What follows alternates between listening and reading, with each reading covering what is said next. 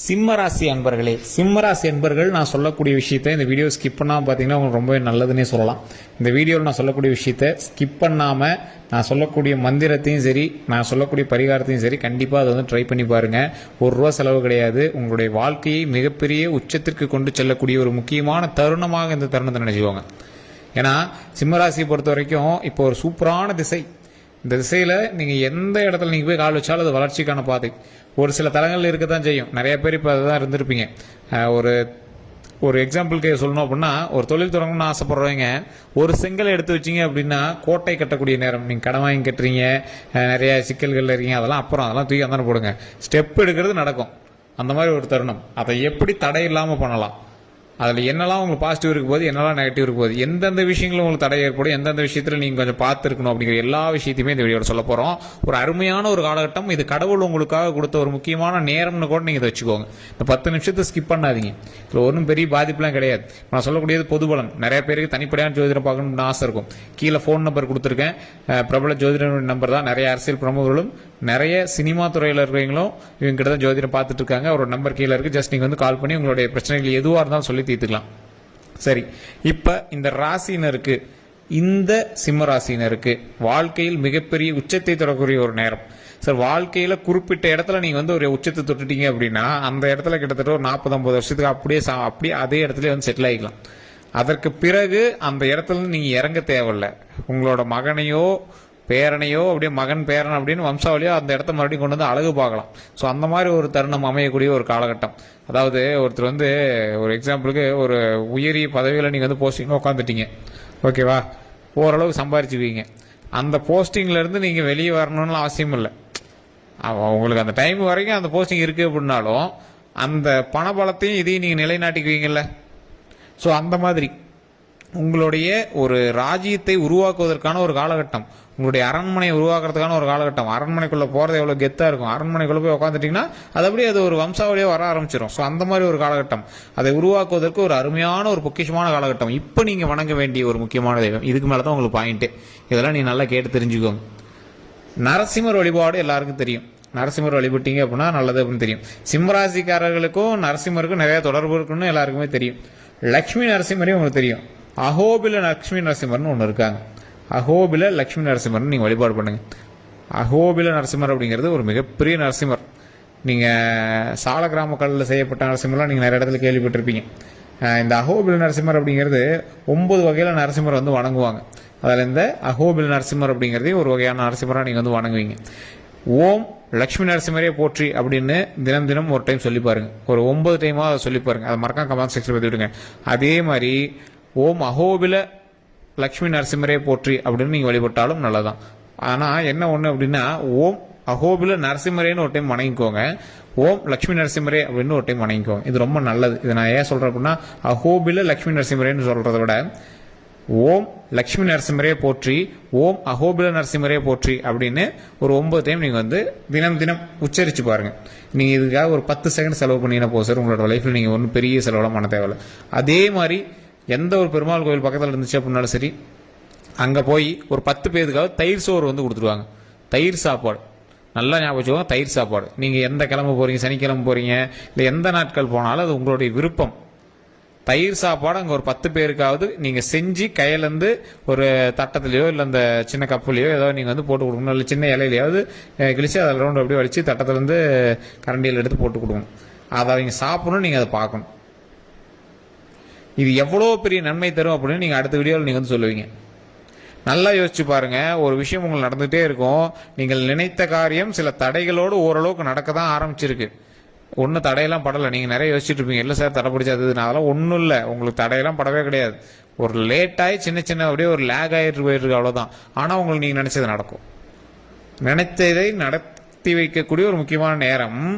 ஆனால் இது யார் யாருக்கு அப்படிங்கிறது இருக்குது. தசாபுத்தி உங்களுக்கு வேறையா இருக்குது. இல்லை உங்களை விட வலுவான ஜோதிடம் பார்க்கக்கூடிய ஆள் யாராவது இருந்தாங்க அப்படின்னா, உங்கள் கூட வலுவான ஜாதகம் ஏதாவது இருக்கா, அது உங்களை தாக்குனுச்சுன்னா தானே ஒழிய மற்றபடி உங்களுக்கு எந்த ஒரு ப்ராப்ளமே கிடையாது சார். நல்ல நேரம் கொண்டவங்க பக்கத்தில் இருந்தாங்க அப்படின்னா நமக்கும் நல்ல நேரம் தான். அதனால தான் பக்கத்தில் எங்களோட ஜோதிடத்தை பார்க்குறது. ஒருத்தர் வீட்டில் வந்து இருக்காங்க அப்படின்னா அவங்க அப்பா அம்மாவுக்கு பார்க்குறாங்களோ இல்லையா, எங்கள் பையனுக்கு ஜோதிடம் பார்ப்பாங்க. ஏன்னா அந்த பையனோட ராசி அப்பா அம்மாவுக்கு ரிஃப்ளெக்ட் ஆகும். பேரன் இருந்தாலும் அவனோட ஜாதகத்தை பார்ப்பாங்க. பேரனோட ராசி 3 பேர்த்துக்குமே ரிஃப்ளெக்ட் ஆகும். பேரனுக்கு பையனுக்குலாம் நல்ல நேரம் இருந்துச்சு அப்படின்னா ஆட்டோமேட்டிக்காக குடும்பத்தில் இருக்கிற எல்லாத்துக்குமே நல்ல நேரம் நடக்கும். கூட இருக்கக்கூடிய நண்பனுக்கு கூட செக் பண்ணி பார்ப்பாங்க நிறைய பேர். தொழிலில் செய்கிறீங்களா, தொழில் பார்ட்னருக்கு ஜோதிடம் பார்ப்பாங்க. ஸோ இந்த மாதிரி பார்த்து வைக்கும் போது உங்களுக்கு எந்த வகையில் தடை இருந்தாலும் அந்த தடைகளை சரி பண்ணி வெற்றிக்கான வழியை கொண்டு வரும். ஸோ இப்போ நீங்கள் என்ன பண்ணோம், இந்த லட்சுமி நரசிம்மர் வழிபாடு பண்ணிட்டு தயிர் சாதம் வணங்கி அந்த தயிர் சாதம் வந்து நிறைய பேருக்கு அன்னதானம் கொடுத்துட்டு நீங்கள் செய்யக்கூடிய தொழிலில் முதன்மையாக நீங்கள் ஃபர்ஸ்ட் கால் எடுத்து வைக்கும் போது உங்களோட குலதெய்வ வழிபாடு பண்ணிட்டு குலதெய்வத்திலிருந்து ஒரு எலுமிச்சம்பழம் எடுத்துட்டு போய் நீங்கள் வந்து தொழில் வச்சு ஆரம்பிங்க. வெற்றிக்கான ஒரு விஷயம் பண்றீங்க அப்படின்னா தொழிலில் உங்களுக்கு 100% சூப்பர். அதே மாதிரி அதிக முதலீடு போட்டு பண்றீங்க அப்படின்னா யோசிச்சு பண்ணுங்க. ஏன்னா இப்போ நான் சொல்றது பொது பலன், தனிப்பட்ட ஜோதிடத்தை ஒரு டைம் பார்த்துக்கணும். ஏன்னா இது உங்களுக்கு அருமையான ஒரு சுக்கிர திசை வந்து நடக்கக்கூடிய ஒரு காலகட்டம். அதனால பாசிட்டிவா இருக்கு, பரவாயில்ல அப்படின்னு சொல்லலாம். எல்லாருக்குமே பரவாயில்லன்னு சொன்னா உங்களோட தசாபத்தியும் ஒரு டைம் செக் பண்ணிக்கணும். ஓகேவா? அதே மாதிரி நீங்க இப்போ லக் அடிக்குது அப்படின்னு உடனே உங்களுக்கு வந்து வெற்றி காட்டாது. அந்த வெற்றி வந்து அப்படி கொஞ்சம் கொஞ்சமா தெரிய ஆரம்பிக்கும். ஆமா சார் இது பரவாயில்ல சார், இப்போதான் வர ஆரம்பிக்கும் சார் அப்படிங்கிற மாதிரி உங்களுக்கு தெரிய ஆரம்பிக்கும். சரி சார், தொழிலுக்கு பணத்துக்கே தான் சொல்றீங்களா, அடுத்த விஷயத்துக்கு வாங்க அப்படிங்கிறீங்களா. திருமணம் ஆகாதவர்களுக்கு திருமணத்திற்கான வாய்ப்பு, குழந்தை இல்லாதவர்களுக்கு குழந்தை கிடைப்பதற்கான வாய்ப்பு, உடல் ரீதியான உபாதைகள் மட்டும் இருக்கிறதுக்கான வாய்ப்பு கொஞ்சம் இருக்கு. அதை மட்டும் நீங்க பார்த்து சரி பண்ணிக்கோங்க. தூக்கமின்மையாம இருந்துச்சுன்னா தூக்கமின்மையெல்லாம் கொஞ்சம் பார்த்து நல்லா தூங்கி எந்திரிங்க. உடல் ரீதியாக எந்த ஒரு விஷயம் இருந்தாலும் உடனே டாக்டர் பார்த்துருங்க. அதே மாதிரி கல்வி சம்பந்தமான விஷயங்களில் உங்களுக்கு பாசிட்டிவாக தான் இருக்கும், ஒன்றும் பிரச்சனை கிடையாது. தொலைதூர பயணமோ இல்லை ஏதாவது ஒரு பிரயாணமோ போயிட்டு வர மாதிரி இருக்கும். பயணிக்கக்கூடிய ஒரு காலகட்டம், உங்களோட சொந்த ஊருக்காவது நீங்கள் வந்து போயிட்டு வரக்கூடிய ஒரு காலகட்டம் இந்த காலகட்டம். அதனால நீங்கள் வந்து அது பெருசெல்லாம் நினச்சிக்க தேவையில்ல, பாசிட்டிவான விஷயங்கள் தான், ஒன்றும் கவலைப்பட தேவையில்லை. அதே மாதிரி வாகனத்தில் கொஞ்சம் கவனம் தேவை, வெளி உணவில் கொஞ்சம் கவனம் தேவை. தூக்கமின்மை இல்லாமல் இருக்குது அப்படின்னா நல்லா தூங்கி எழுந்திரிங்க. உடல் ஆரோக்கியத்தில் ரொம்ப கவனமாக இருங்க. ரத்த ஓட்டம் சம்மந்தப்பட்ட விஷயத்தில் கொஞ்சம் கவனமாக இருங்க.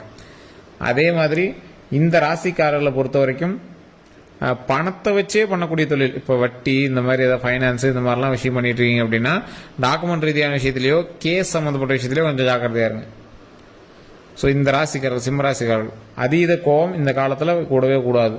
உங்களோட தொழிலை கெடுக்கிறது இந்த மாதிரி விஷயத்தில் உங்களோட கோபம் வந்து வேலை காட்டுறதுக்கான வாய்ப்புகள் இருக்கு. அதனால கோபத்தை மட்டும் குறைச்சிக்கோங்க. அதே மாதிரி உணவு சம்மந்தப்பட்ட துறையில் இருக்கிறவங்க, தொழிலையோ இல்லை துறையில் வேலை பார்த்துருக்கீங்க அப்படின்னா சின்ன சின்ன விஷயங்கள்னால நீங்கள் மாற்றத்துக்கான வாய்ப்புகள் இருக்குது. அதை நீங்கள் கொஞ்சம் பார்த்து கொஞ்சம் கிளியர் பண்ணி வச்சுக்கோங்க.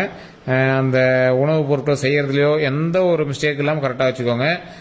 சில எப்படி சொல்கிறது, இது வந்து ஒரு வெரிஃபிகேஷனில் நீங்கள் இது பண்ணுற மாதிரி ஒரு, அதாவது கவர்மெண்ட் சம்மந்தப்பட்ட விஷயத்தில் சின்ன சின்ன ஃபைன் கட்டுற மாதிரி இருக்குது. ஸோ அந்த மாதிரி விஷயங்கள்ல நீங்கள் கொஞ்சம் பார்த்து கொஞ்சம் சரி பண்ணி வச்சுக்கிறது பரவாயில்லையா இருக்கும்.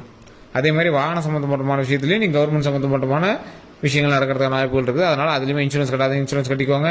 ஹெல்மெட் போடாமல் கூட நீங்கள் வண்டியில் போகக்கூடாது, ஹெல்மெட் போட்டு தான் வண்டியில் போகணும். சீட் பெல்ட் போடாமல் வண்டியில் போகக்கூடாது. அந்த மாதிரி ஒரு ரூல்ஸை பின்பற்றி நீங்கள் பிரயாணிக்கக்கூடிய ஒரு காலகட்டமாக வரக்கூடிய காலகட்டம் இருக்குது. தொழிலுக்கு பரவாயில்ல, திருமணம் ஆகாத இளைஞர்களுக்கு திருமணமாகும், அதுக்கு பரவாயில்ல. அதை வந்து திருமணத்துக்கான ஸ்டெப்பாவது எடுத்து வைப்பீங்க இந்த காலகட்டத்தில், அது ஒன்றும் பரவாயில்ல. அதே மாதிரி குழந்தை இல்லாதவங்க கண்டிப்பாக மேல்மலைன்னு ஒரு கோயில் ஒரு டைம் போயிட்டு வாங்க. அது ரொம்ப மிகப்பெரிய பாசிட்டிவ் தரக்கூடியது. அதுக்கு போயிட்டு வந்துட்டு நீங்கள் வந்து ஏதாவது டாக்டர் பார்க்கணும் அப்படிங்கிறீங்களோ அதை வந்து செக்அப் பண்ணிட்டு பார்க்க ஆரம்பிக்கலாம். மற்றபடி இதுக்கு மேலே வந்து ஓரளவுக்கு பாசிட்டிவ் தான் இருக்கும். பழசை கம்பேர் பண்ணும்போது இப்போ ஓரளவுக்கு பரவாயில்லையா தான் இருக்கும். அதனால் நீங்கள் கவலைப்பட தேவையில்லை. அதே மாதிரி நீங்கள் வந்து இப்போ யாருக்காவது நீங்கள் வந்து உதவி பண்ணணும், செக்யூரிட்டி கையெழுத்து போடணும், அந்த மாதிரி இருக்குது அப்படின்னா கவனமாக இருங்க. உங்களோட ஜாதகத்தின் பேர் உங்களுக்கு பரவாயில்ல, வேற உங்களோட நண்பனுக்கு போய் நீங்கள் ஹெல்ப் பண்ணுறீங்க அப்படின்னா அதை நீங்கள் ஒரு டைம் செக் பண்ணிக்கணும். அவருடைய விஷயங்கள் உங்களை தாக்காத அளவுக்கு நீங்கள் பார்த்துக்கோங்க. அது உங்களை எந்த அளவுக்கு தாக்குதா இல்லையா அப்படிங்கிறது தெரிஞ்சுட்டு தான் நீங்கள் வந்துருக்கணும். அதனால தான் சொல்கிறது, நீங்கள் வந்து மற்றவங்களுக்கு ஜாமீனுக்கோ இல்லை பஞ்சாயத்துக்கோ போய் நிற்காதீங்க. மிகப்பெரிய ஒரு எப்படி சொல்கிறது, செலிபிரிட்டி ஆகிற அளவுக்கு உங்களுக்கு வந்து இந்த காலகட்டம் உங்களுக்கு உதவும். அது உங்கள் கையில் தான் இருக்குது. அதை எப்படி நீங்கள் வந்து பின்பற்ற போகிறீங்க, அதை எப்படி நீங்கள் வழிகொண்டு வர போகிறீங்க, அதெல்லாம் உங்கள் கையில் தான் இருக்குது. சரி, முன்னாடி சொன்ன ஒரு முக்கியமான விஷயம் தான், நான் முன்னாடியே தெளிவாக சொன்னேன். இந்த வீடியோவை வந்து ஸ்கிப் பண்ணாமல் பார்த்துருப்பீங்க. அதில் முக்கியமாக சொன்ன ஒரு விஷயம், லட்சுமி நரசிம்மர் வழிபாடு. ஓம் அகோபில நரசிம்மரே போற்றி அப்படின்னு ஒரு டைம் வணங்க.